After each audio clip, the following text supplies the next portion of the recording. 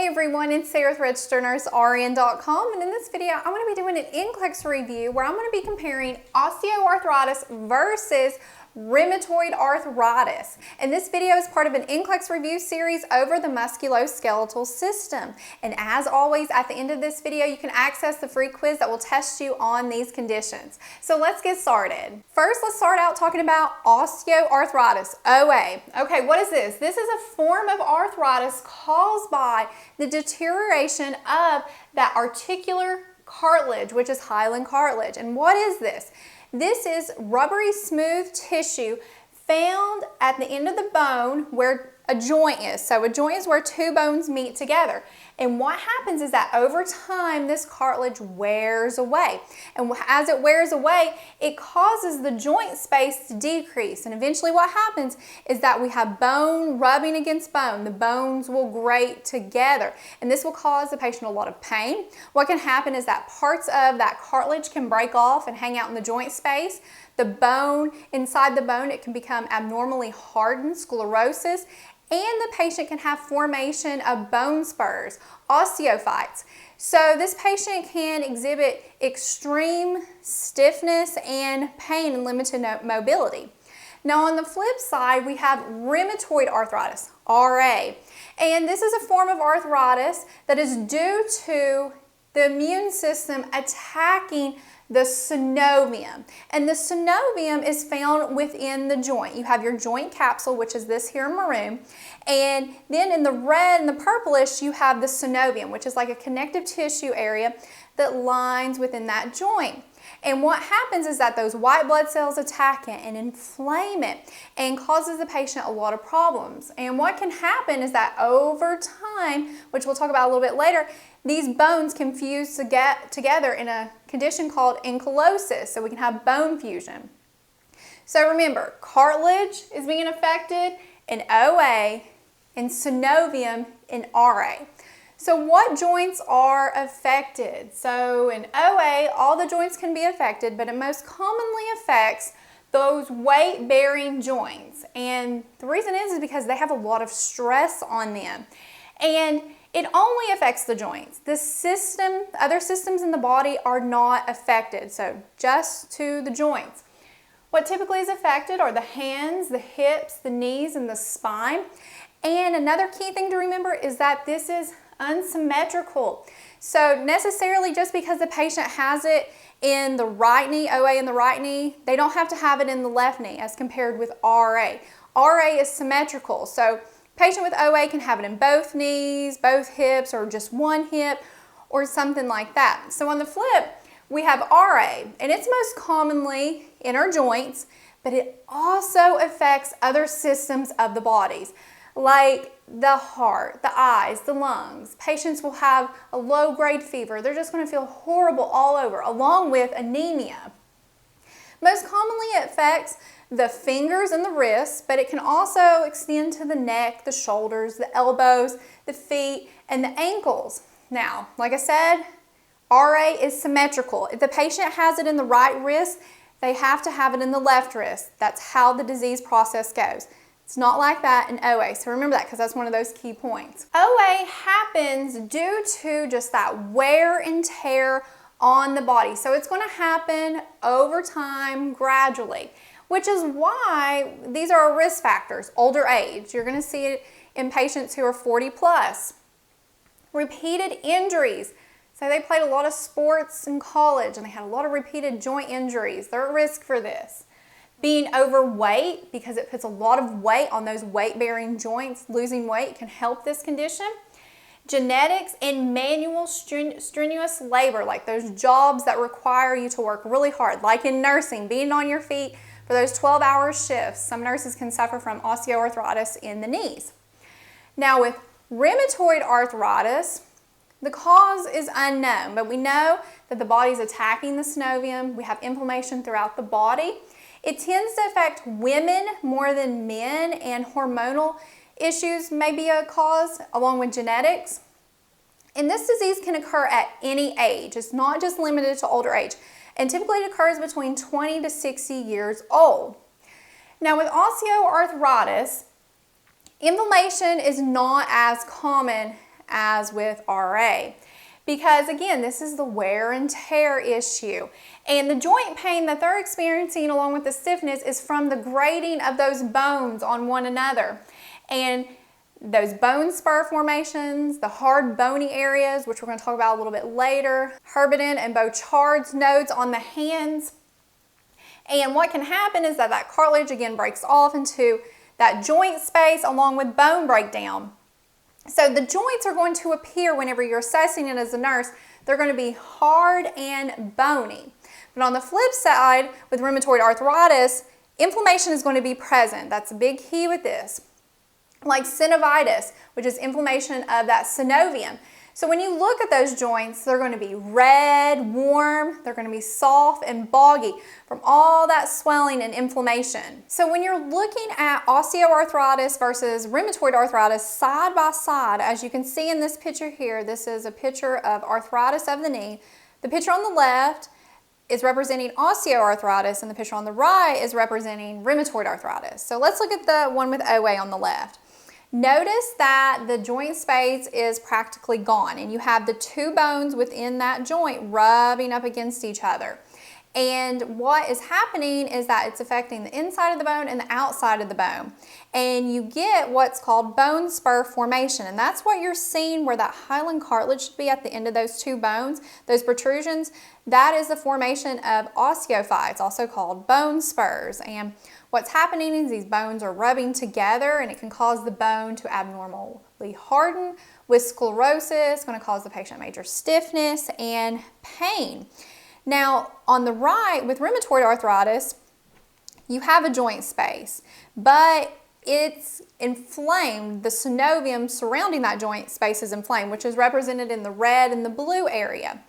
And what can happen is that synovium is inflamed, called synovitis, and what's happened is that white blood cells have invaded the synovium, and it causes it to become thick, and a pannus can form. And a pannus is a layer of fibrous tissues. And notice that we don't have bone spur formation. That's only going to be found in osteoarthritis. Now this pannus that we're talking about can grow so large that it will damage the bone and that hyaline cartilage within that joint. And the space in between the joints will start to disappear and you'll get bone fusion in those really severe cases called ankylosis. And the patient will have major stiffness and immobility. So now let's compare the signs and symptoms of osteoarthritis versus rheumatoid arthritis side by side. Okay, to help us remember the signs and symptoms of OA, let's remember the mnemonic osteo because we're talking about osteoarthritis. Okay. O for outgrowths. These outgrowths are going to be hard, bony, nodule areas. And specifically, we are talking about some unique nodes that you're going to see on the hands, on the fingers. And these are known as Bouchard's and Heberden nodes. Now, for testing purposes, you want to know where these are located at because they're on different areas of the finger. Okay, the first one are Bouchard's, and they are found on the proximal interphalangeal joint, so the middle joint of the fingers. The next is Heberden, and these are found on the distal interphalangeal joint, and that is the top joint closest to the fingertips. And how I remember this is that whenever I'm looking at the hand, I'm thinking of the alphabet, and B comes before H. So Bouchard's B is going to be the closest one to me, and it's the proximal, closest proximity. That's where these are located in the middle. And then Heberden, H, it's next, last in the alphabet, it's going to be the top, and this is the distal part. And let's look at this on a person's hands. Here in this picture, the black circles, these are representing Bouchard's nodes, and they're at that proximal interphalangeal joint. And then the ones in the red squares are Heberden's, found at the distal interphalangeal joint. And just notice the protrusion coming off where the joint space is located, and this again is due to the bone spur formation, those osteophytes. Next, S for sunrise stiffness. They're going to have morning stiffness, but the key with this is that it's going to be less than 30 minutes. So they're going to recover faster with this than compared to RA. And the pain and the stiffness is actually going to get worse And it's going to be the worst at the end of the day because they've used those joints have grated upon one another, and it's causing them some pain. T for tenderness on the joint site.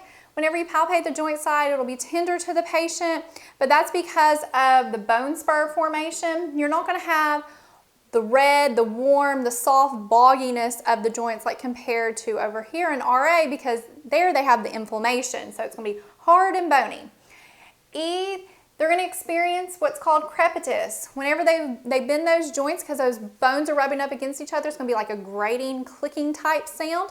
They will have that in this, not over here in RA. And O for it's only the joints that are affected, not the system. So you're not going to see a fever and anemia and the heart and the eyes and the lungs being affected in OA compared to RA. So RA, to remember the signs and symptoms, let's remember the 7 S's. So S, sunrise stiffness, is going to be greater than 30 minutes. It's going to take them a lot longer to recover from their stiffness. Next S, soft, tender, warm joints. That's from that inflammation. Remember, it's hard and bony over here in OA. S, swelling in those joints. Other S, it's going to be symmetrical. That's a requirement for this, not over here. Another S, synovium, is going to be inflamed. Our synovium is not inflamed over here. It's just the hyaline cartilage. S for systemic, and then the last S is the stages. Remember the synovitis, inflammation of the synovium, the pannus formation, and then the bone fusion with ankylosis. Now let's look at how these two diseases are diagnosed, because as the nurse, you want to be familiar with what the physician may order. Okay, with osteoarthritis, it's important to be able to differentiate those signs and symptoms that we just went over between if this is RA, OA, or even gout, those other forms of arthritis, because when you see those, you can report those to the physician who can order these further evaluations. Now, with OA, one good test is an X-ray, and an X-ray, remember, only shows bone, so it's not going to show us that cartilage that's deteriorating, but we can see from where that cartilage has deteriorated the signs and symptoms it has caused. So you will see a decreased joint space in that X-ray. Also, you can see bone spur formation and sclerosis of the bones, hardening of those bones, and a loss of integrity of those bones. And again, remember that cartilage and parts of bones can break off and go into the joint space, and the bone parts that have went into the joint space can be picked up.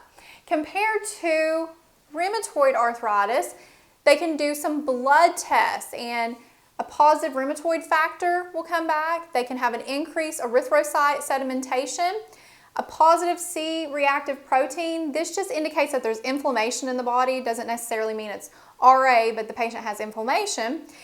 And the X-ray will show joint deterioration. They won't see the bone spurs like how you can over here. So you just want to be familiar with those different types of tests that can be ordered. Now, for both conditions, there is no cure for both. Can't be reversed. However, they can be managed. Now, depending on our nursing interventions, they tend to be a little bit similar along with the exercise and the other treatment plans like the patient goals, because we want to preserve the joints, we want to manage their pain and do heat and cold therapy. Other things are the surgeries in severe cases that can be managed. With RA, a synovectomy is like where they go and remove that synovium that's inflamed, or an arthrodesis, which is a joint fusion. However, on the flip side with OA, they can have what's called an osteotomy, and this is where they go in, say it was of the knees, they can realign that knee, and it can help shift weight from that bad knee so you can preserve the function, because these procedures are due usually as alternatives to joint replacements to lengthen how long it's going to be before they need their knee replaced. Now, with OA, it's really important that they lose weight if they're overweight, because this can dramatically increase their mobility and decrease the pain and the stiffness that they're experiencing. Now, with both conditions, exercise is crucial in the treatment plan, and you need to tell the patient, I know you don't feel like exercising, and the key is to start out slow, but just keep doing it over time, and you're going to notice that your pain is decreasing, you're feeling better mentally and physically, you have more energy. It's going to help the patient lose weight and things like that, and it really helps preserve that joint function as much as they can. So types of exercises they want to do are like low impact, that's like walking, water aerobics, stationary bike riding, strength training like lifting weights, range of motion. They want to avoid those high impact activities like running, jogging, or anything that requires 2 feet be off the ground, jump roping, things like that. And if their joints are painful, they need to rest them until that has gone away and then resume exercising. And for medication treatments, NSAIDs, those non-steroidal anti-inflammatory, and Tylenol are good for treating the pain.